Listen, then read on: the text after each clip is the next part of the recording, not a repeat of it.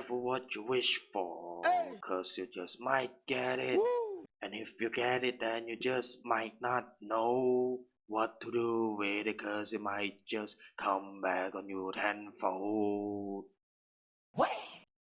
I keep getting comments about Malaysia and Indonesia, and I have one dude who wouldn't stop commenting about my thoughts on Indonesia, and that dedication has to be noticed.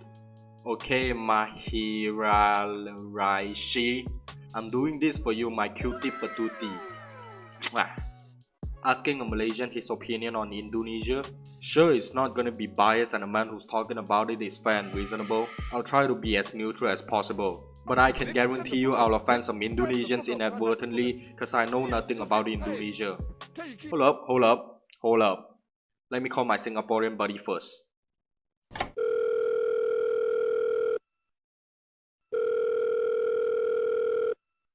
Hello? Andy I just want to ask you how to be like Singaporean. Huh?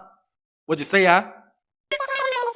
Lu kiasu one lah, talk like that. One fight is it? Lai lah. Come JB lah. I know you know boss one lah. Don't want talk to Eddie lah. Okay. Ciao.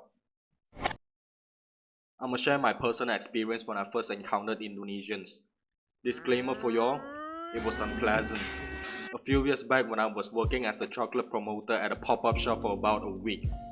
I had the second chillest job I've ever had cause all I did was keep my eyes on those chocolate and bagging up those products for customers. And I get to eat free chocolate too. I ate so much that I feel disgusted whenever I see chocolate. I'm still surprised that I didn't manage to get a gangrene food. One night, we have 10 minutes left until we close up shop and we were hype as hell. Counting up the money like we were going to buy ourselves some Hellcat speeding on highway and knock some bikers off. Until a tour bus pulled up outside the mall. At first we didn't really care, till a swarm of Indonesian tourists came out the bus and locked their eyes on our shop. That's when we knew our families would think we ain't coming back home. The Indonesian tourists were hogging our shop. We had to fan off our shop like the Chinese shooting arrows at the Mongols on the Great Wall. My colleagues were screaming, asking for help. Chocolates were flying all over the place. Indonesians were pushing back and forth to be the first to pay. My hands were shaking, and they were moving faster than they used to. The only time the job actually felt like a job rather than a standing simulator. The voices of the Indonesians would never escape out of my mind, cause I always thought I would understand Indonesian. Boy was I wrong. The number of her was uncountable. I feel like Indonesian is the barbed wire version of Malay cause they just scribble their language into one long line with no punctuation mark whatsoever. I just don't get why would they come at the very last 10 minutes of the operating time to buy the products. I just don't get it. They saw other stores were pulling down their gates, they knew the mall was closing. And they still want to rush in and buy fucking chocolate. I know Barrels is a Malaysian brand, but could y'all come the next day cause we were fucking closing? One was even counting the money when there was a line of hungry chocolate munchers at the back. You money picking motherfucker, just give me the money and I'll give you the change. Damn! One also asked if she could have the pretty bag that wasn't on sale. I know it's not her fault, but no, you cannot have that. We're giving all of y'all the regular paper bags and leave. I don't know if we are the Singaporeans here, but Malaysians and Indonesians sure love fighting over food. I can go on Instagram and see a Western man eating Malaysian cuisine and it's like accidentally triggering a boss fight. Indonesians will come out of nowhere and claim the food to be theirs. Come on man, it's just a white man in his black glove trying to eat Malaysian kari ayam sausage. And you do know there are lots of versions of curry, right? There's Indian curry, the OG curry, there's Japanese curry, there's Thai green curry, there's Indonesian curry, there's Malaysian curry and there's Stefan curry. I can never understand the unnecessary hate coming from some Indonesians.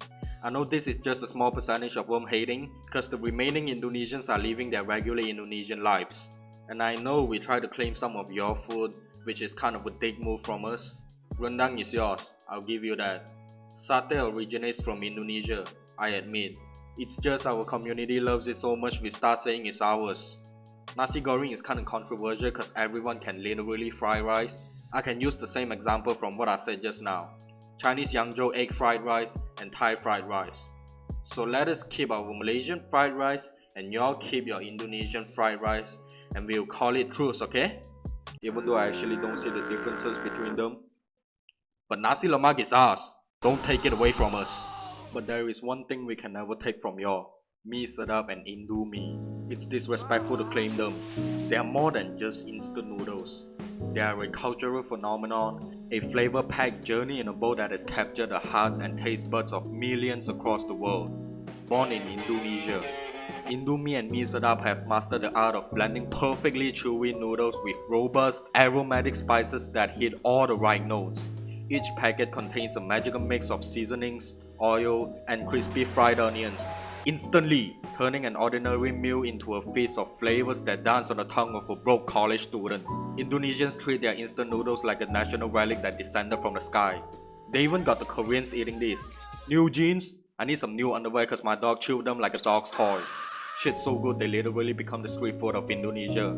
You can find an Indomie vendor just right after 1 centimeter of another Indomie vendor. At this point, just replace nasi goreng with Indomie as the national dish lah. Indomie is the greatest discovery in the history of instant noodles.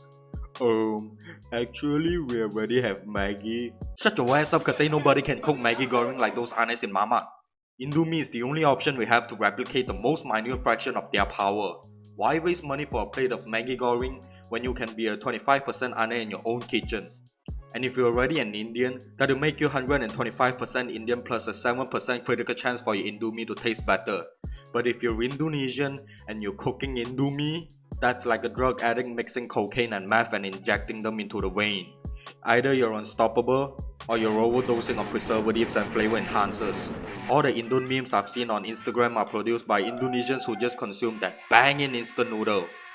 Remember the time when Speed had a Southeast Asia tour not long ago? The time when Speed came to Malaysia and nearly everyone in the frame went apeshit like Mentos in a Coca-Cola while the chat kept spamming L fans and L country? Yeah, shit's kinda sad and sickening. Nearly made me shed a tear. And when he landed in Indonesia, I'm not sure how it went in the airport, but I only watched the middle part of a stream where he randomly bought a 16-inch adult toy in a market and gave it away to a random person. From that, I could already see how much more respectful they are cause none of them were rushing or pushing. They even recommended him to go get a yogurt ice cream midstream. Yeah, there better not be any phones and pushing and shit when I ain't watching the stream. That's all from me. I better shut my mouth up before I get the FBI involved. After all, we're just abang adek with a love-hate relationship. If I ever get cancelled by fellow Indonesians, I'm blaming you. You're going to be the first one on the list in the book. And batik is from Indonesia, but Malaysia batik is better cause I'm a proud biased Malaysian. Bye bye.